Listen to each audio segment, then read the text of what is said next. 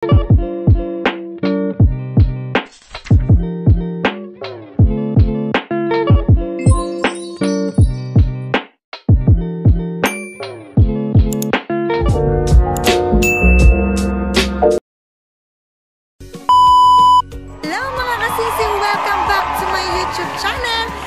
bago pa lang kayo sa aking YouTube channel, don't forget to like, subscribe, and click the notification bell para updated kayo sa mga susunod ko pang videos. And for today's vlog, nandito ako ngayon sa Stella Maris. At ipapakita ko sa inyo, ang Stella Maris ay isang pinakamagandang church dito sa Haifa, Israel. At ipapakita ko sa inyo kung saan ito located at kung ano yung ganda ng Stella Maris Church dito sa Haifa, Israel. So, ayan mga kasisi, tune up and don't forget to subscribe!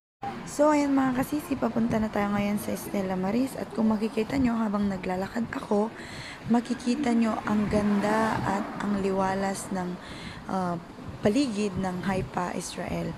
Dito tayo ngayon sa taas ng Haifa, Israel, pero hindi pa ito ang pinaka-tuktok ng bundok dito sa Haifa, Israel.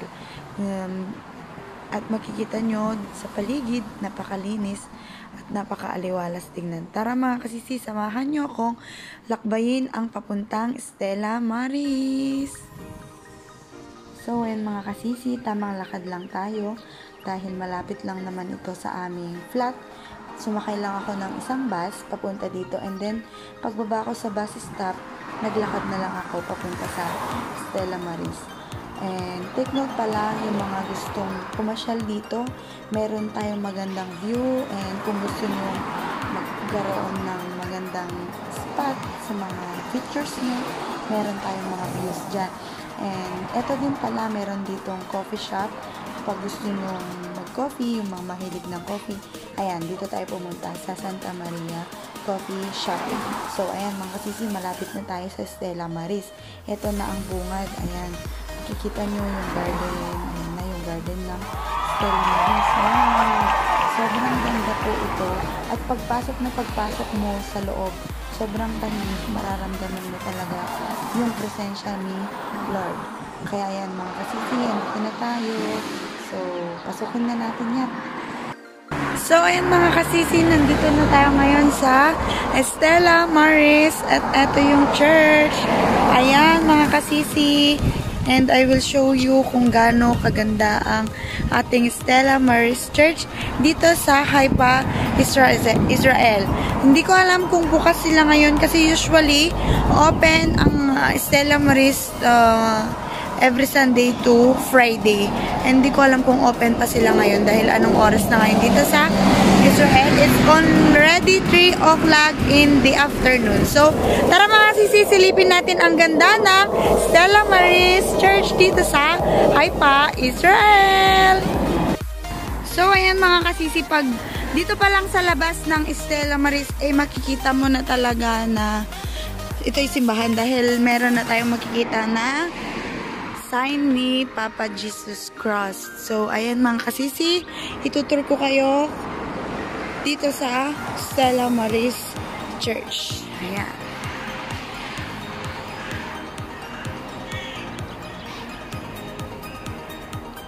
Small garden. Ayan. Doon sa kabila, meron din small garden. Ayan. Tara mga kasisi, tignan natin sa loob ang Stella Maris. So, ito na ang ating Stella Maris Church. Stella Maris Monastery.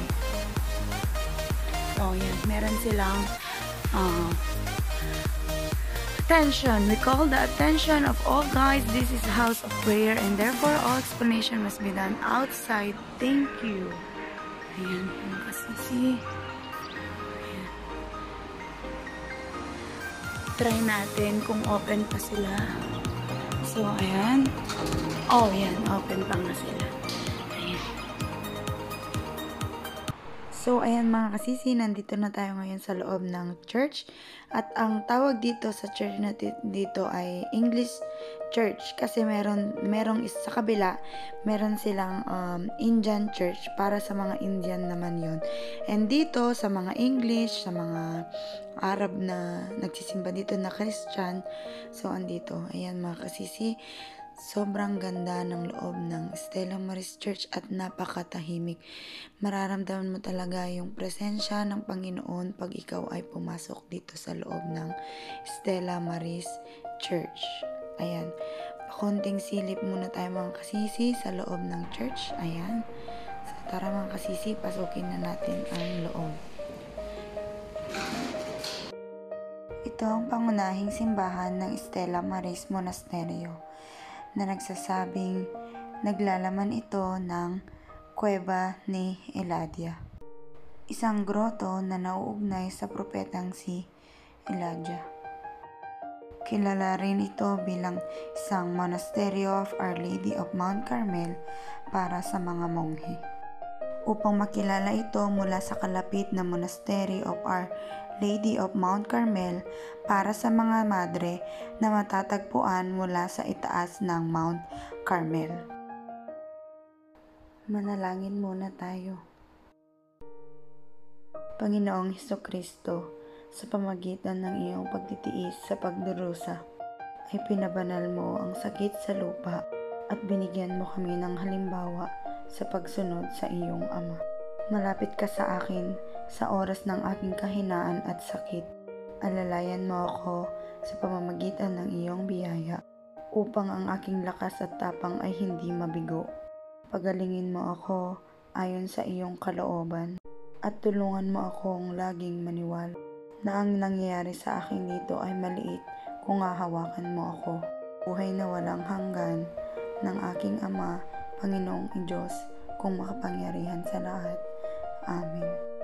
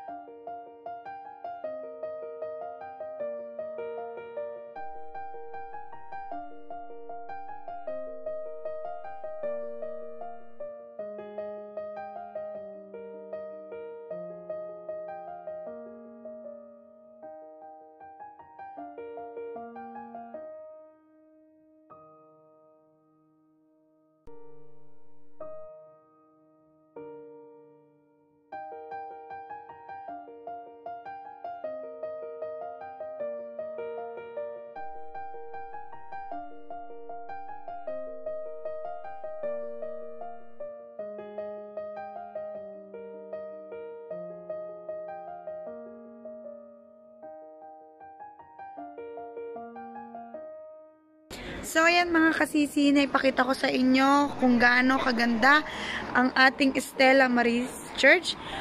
Actually, meron pang mga places dito sa loob ng church na hindi ko masyadong naipakita dahil merong restricted area na hindi dapat pwedeng pasukin. So, sana nag-enjoy kayo at na-bless kayo sa panonood dito sa aking vlog for today about sa ating Stella Maris Church. Ayan mga kasisi, tapos na yung aming simba. And thank you mga kasisi sa pag-subscribe and pag-follow ng aking YouTube channel. And kung may mga request pa kayo sa aking YouTube channel na gagawin, comment down below at gagawin ko ito sa abot ng aking mga kaya. And ayan mga kasisi, kung nag-enjoy kayo sa aking YouTube channel, don't forget to like, subscribe, and click the notification bell para updated kayo sa mga susunod ko pa videos. Bye mga kasisi! Ayan, ang ganda ng Stella Maris. Ayan. Bye mga kasisi!